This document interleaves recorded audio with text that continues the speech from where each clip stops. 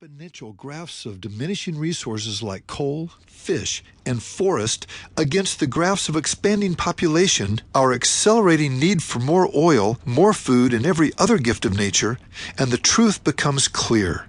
The party is over. The time for greed is over. The time for empty speeches, excuses, and half measures is over.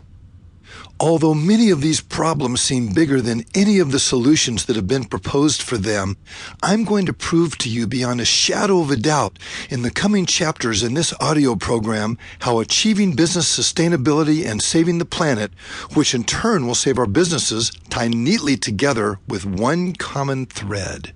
I'm going to lay out principles that can be put to use by entrepreneurs and businesses of all sizes to experience better, faster results with consistent profitability. Do you remember those disaster movies in which a comet is headed towards Earth?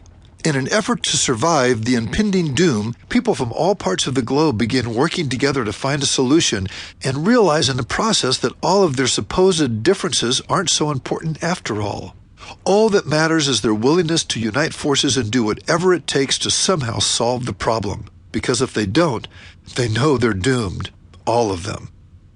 There's a parallel here to our own world, as banks, automobile companies, and other institutions on which we used to depend are becoming increasingly unstable and slowly crumbling. American jobs are being outsourced to China and India. Now we find ourselves engaged in a struggle against terrorism as well as wars in Iraq and Afghanistan. We're dealing with environmental issues that threaten our existence, and like it or not, these changes will continue to accelerate.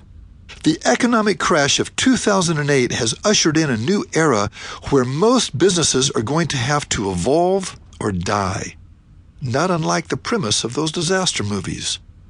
These are times that try men's souls. It may seem that the world is spinning out of control as everything continues to change at a dizzying pace, but one thing that hasn't changed is the power and resilience of the human spirit.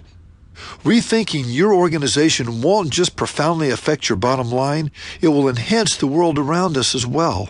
Changing business for the better will change the world for the better. I believe admittedly, and somewhat optimistically, that we have the capacity to set aside our petty distractions and rise to the challenge that history is presenting us. Evolve or Die is about creating better ways to move business forward. And in order for that to happen, we must move forward personally as individuals as well. It's time to stop viewing life solely through the lens of immediate self-interest and crass materialism and expand our vision about what is possible. We must develop a culture of shared sacrifice, and that starts with personal leadership. We will have to forfeit to some degree in the short term for greater rewards down the line. We must make concessions so that our children will be able to enjoy the same life that we grew up taking for granted. Russian novelist Leo Tolstoy once said, "Before we can change our world, we must first change ourselves." In many ways, his quote represents the underlying theme of this book. Yes, it's about business growth, but it's also about making ourselves better today than we were yesterday. It's about overcoming apathy and changing the way we look at the world, thereby changing the way we approach business as well. Then there will be no limits to what we can achieve.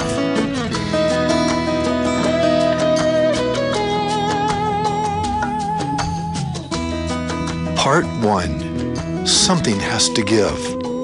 Chapter 1. Who are you listening to? A quote from William Pollard. Without change, there is no innovation, creativity, or incentive for improvement. Those who initiate change will have a better opportunity to manage the change that is inevitable. On June 22, 2007, 2 Ethiopian soldiers were killed and 2 wounded in a roadside bombing in Mogadishu. On that same day, the Energy Department announced that it was creating 3 bioenergy research centers in an effort to find new ways to turn green plants into fuel. But if you had been watching TV that day, no matter what channel you turned to, you would have found Paris Hilton to be the main event. Was she the sole survivor of an airplane crash? Had she discovered a cure for cancer? Did she donate $1 million to start a homeless shelter? Not by a long shot. Hilton had been released from jail after serving a 20-day sentence for violating her probation in a drunken driving case.